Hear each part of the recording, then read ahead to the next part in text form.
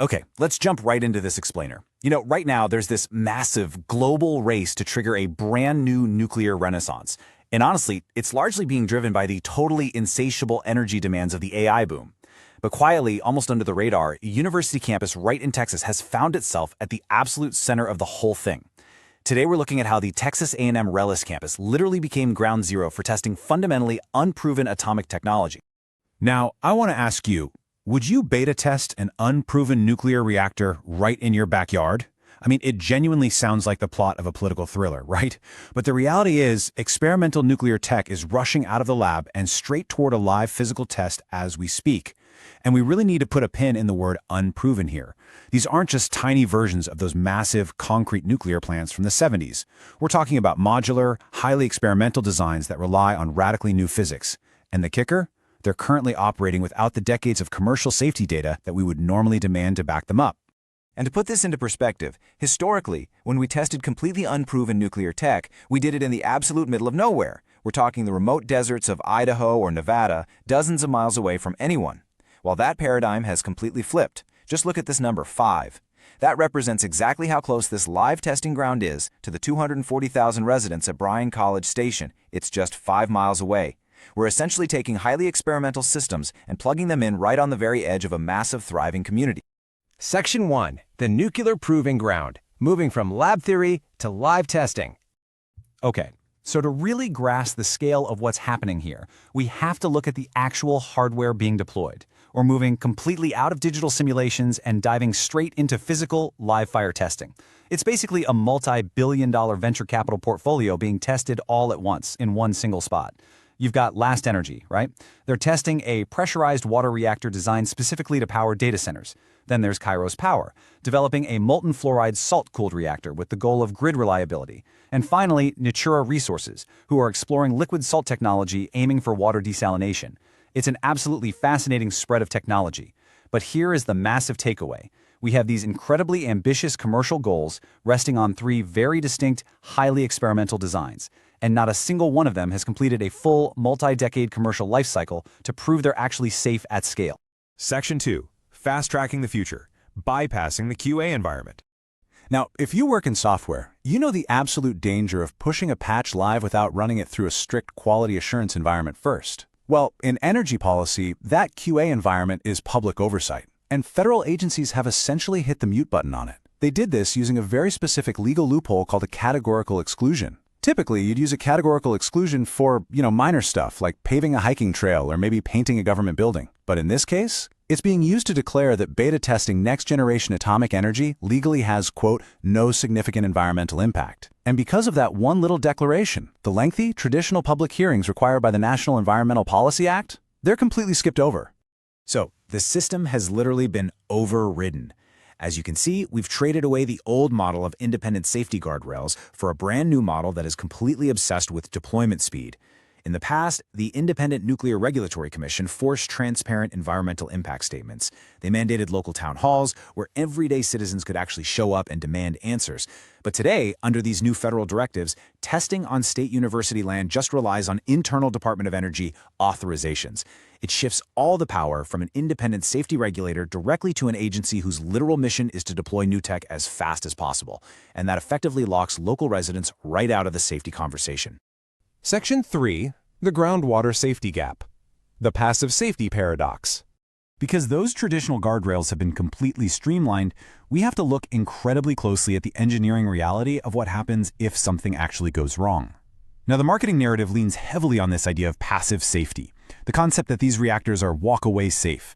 The pitch is that if power is lost, a frozen salt plug just naturally melts and gravity safely drains the liquid fuel away. Sounds great on paper, right? But engineers are quick to point out the harsh realities of V1 prototypes. Imagine a rapidly cooling hot liquid salt mixture flowing through a pipe. If that freezes even slightly too fast, you get a cold slug. That's basically a concrete-like blockage forming right inside your primary safety drain.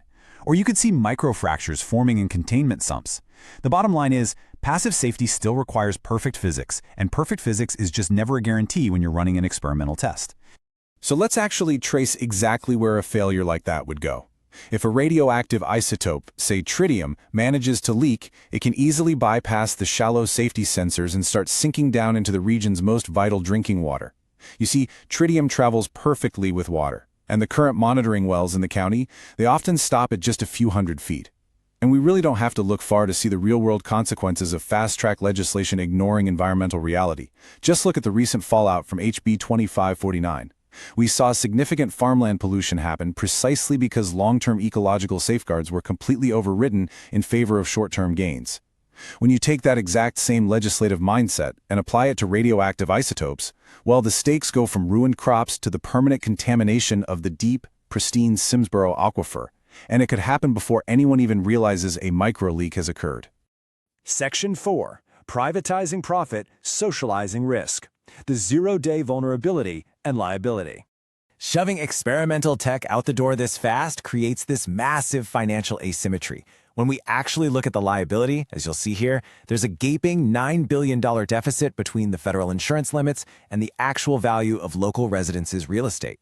So, under the Price-Anderson Act, which, by the way, was written way back in the 1950s to protect a fragile, brand-new nuclear industry, an operator's liability is capped at roughly $16 billion.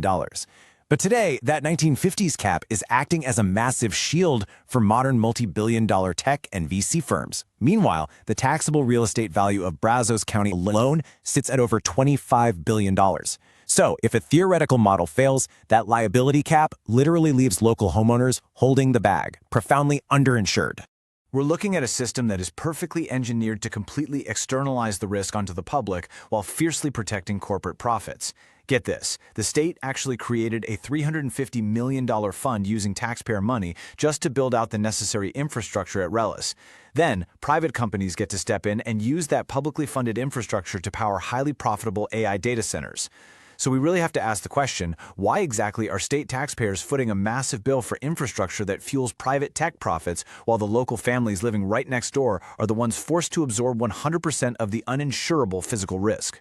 Section 5. The Regulatory Capture System. Who writes the source code?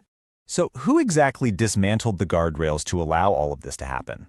Well, if we trace the paper trail, we see a highly coordinated, completely closed-loop system of decision-makers. Without naming names, the pattern is honestly undeniable. We see a state utility regulator who drafts the blueprint for that massive taxpayer funding and then simply leaves their post to lead an advanced nuclear lobbying group. Or a federal advisor who pushes to delete environmental public oversight rules while simultaneously serving on a venture capital board that invests in these exact same startups. Then there's a state politician who aggressively champions state nuclear incentives and later goes on to run a multi-billion-dollar advanced nuclear startup. It's a striking conflict of interest. It's a textbook case of regulatory capture, where the exact people who wrote the rules allowing these startups to bypass the public are now directly profiting from that absolute speed. Section 6. The Final Countdown. The Pressure of Schedule. And all of these legal bypasses and systemic shifts were designed to meet a very specific, politically driven deadline. Now, if we look at the history of engineering, from the Space Shuttle Challenger onward, schedule pressure is repeatedly one of the leading causes of catastrophic system failure. And the pressure we are seeing here is immense. We are currently watching the clock tick down to a mandated July 4th, 2026 launch date for what's called first criticality. Think about that for a second. This isn't just a software launch you can quickly patch on day 2. On July 4th, 2026, the first live nuclear chain reactions are literally scheduled to take place at RELLIS. It's a dangerously artificial political deadline, and it is pushing the absolute limits of schedule pressure on completely unproven technology. Ultimately, what we are witnessing is the sprint for AI energy dominance colliding directly with the safety of a community's water and homes. We are beta testing the future of power. But by deleting the code of standard public safety reviews and relying purely on computer models and untested physics, we are making a monumental gamble. So when the manual overrides are removed and the community is fully locked out, you really have to ask yourself, who is this nuclear renaissance actually being built for? Thanks so much for joining me for this explainer. Keep questioning the details, and I'll catch you next time.